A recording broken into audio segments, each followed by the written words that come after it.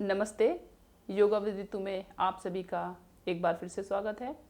आज का हमारा वीडियो कपालभाति के ऊपर है और कपालभाति के बारे में पूरी जानकारी लेने के लिए वीडियो को लास्ट तक ज़रूर देखें। लास्ट में हेल्थ से जुड़ा हुआ एक नेचुरल नुस्खा या कह सकते हैं ट्रिक मैं आपको बताऊंगी, इसलिए वीडियो को लास्ट तक ज़रूर देखें। कपालभाति का मतलब क्या है, पहले हम ये जानेंगे। कपाल इट मीन्स माथा और भाति इट मीन्स प्रकाश। जो आपके दिमाग को, आपके फेस को कह सकते हैं, आपके माथे को प्रकाश से भर दे, ऐसी क्रिया कपालभाति। प्रकाश एक तो हुआ कि सिर्फ फेस पे आपको ग्लो होगी, नेचुरली अगर आप प्रतिदिन अभ्यास करेंगे तो होगी। साथ में आपके माइंड को अंदर से भी प्रकाशित कर दे। जो कैसे, अंदर से कैसे प्रकाशित होगा, जैसे जैसे आप कपालभाति की प्रैक्टिस डे बाय डे करेंगे, आपकी सोचने समझने की शक्ति, यदि आप इरिटेट जल्दी हो जाते हैं, गुस्सा आता है, परेशान हो जाते हैं, डे बाय डे आप देखेंगे कि वो इम्प्रूव होना शुरू हो गया है। देखिए, वैसे यूट्यूब पर और आजकल आप हर जगह देख सकते हैं, बहुत वीडियोस आते हैं। तो ज़्यादा मन को परेशान ना करते हुए खुद से प्रैक्टिस कीजिए और देखिए क्या फ़र्क आता है लाइफ में। कपालभाति के बहुत फ़ायदे हैं, पहला मैंने आपको बताया।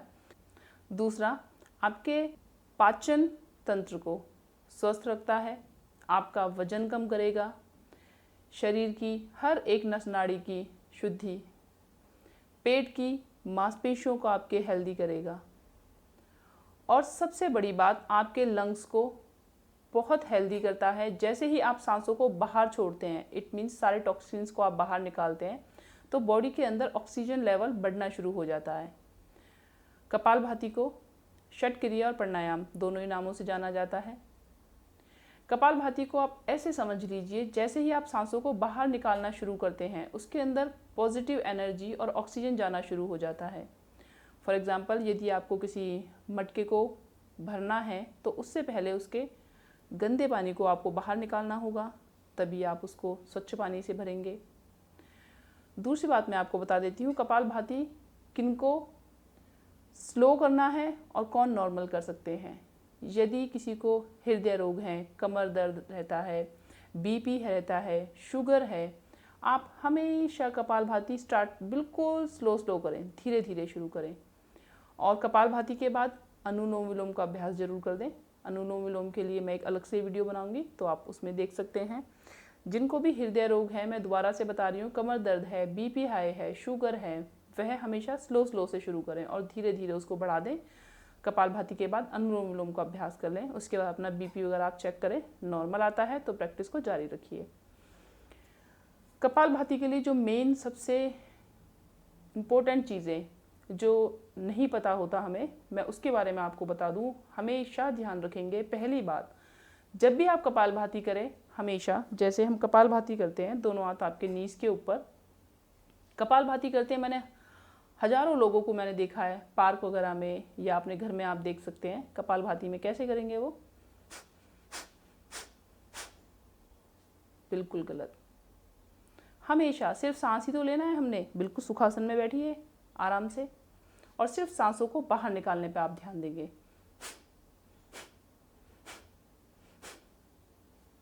दूसरी बात, सांस जब भी आप लें, लय में लें। ऐसे नहीं करना कि कभी आप 1 सेकंड का उसमें फ़र्क कर रहे हैं, कभी आप उसमें ज़्यादा टाइम कर रहे हैं। जैसे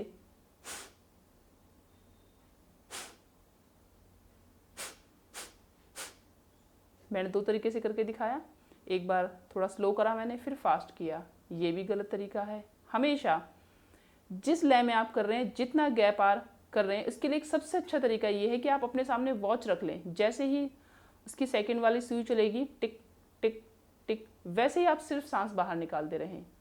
सबसे अच्छा तरीका ये होगा स्टार्टिंग में। तीसरा, यदि आपको खांसी या डकार या आपको ऐसा फील हो रहा है कि आपको गैस पास करनी है, तभी के तभी अपने कपालभाति को छोड़ दें। नेचुरल जो चीज़ है, पहले आपको उबासी आई, आपको खांसी आई, आपको छींक आई या आपको गैस पास करनी है, पहले उस चीज़ को आप होने दें। उसके बाद पुनः अपना कपालभाति आप शुरू कर दें। ये चीज़ आपको कोई भी नहीं बताएगा, इस बात का आप खास ध्यान रखेंगे। कई बार कपालभाति करते करते डकार आ गई आपको, छोड़ दीजिए, एकदम छोड़ दो, रिलैक्स हो जाइए, उसके बाद फिर से आप शुरू कीजिए। चौथी और सबसे प्रमुख बात, सांस आपको हमेशा बाहर निकालने पे ध्यान देना है। ज़्यादा कुछ भी नहीं सोचना, सिर्फ सांसों को बाहर निकालने पर ध्यान दें।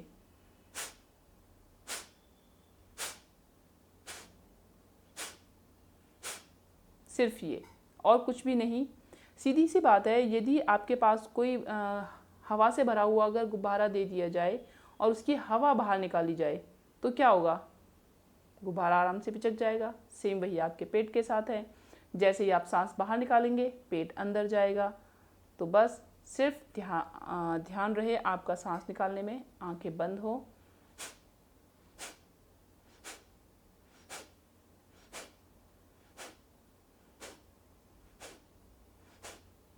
सांस अंदर अपने आप आती रहेगी। कपालभाति को हम प्राणायाम या षट क्रिया के नाम से जानते हैं। इसे षट क्रिया इसलिए कहते हैं क्योंकि यह हमारे शरीर की सभी नस नाड़ियों की शुद्धि करता है। कपालभाति आज के समय में करना इसलिए भी अनिवार्य है क्योंकि यह टॉक्सिन्स को बाहर निकालने में हमारी मदद करता है। अब आप लोग सोचेंगे कि टॉक्सिन्स आते कहाँ से हैं? टॉक्सिन्स प्रदूषित वायु से, जल से और केमिकल भरी सब्जियों से। आप सभी जानते हैं आजकल हर एक सब्जी के ऊपर स्प्रे कितना ज़्यादा होता है, और जो हम लोग कॉस्मेटिक यूज़ करते हैं वह भी एक बड़ा कारण है टॉक्सिन्स का।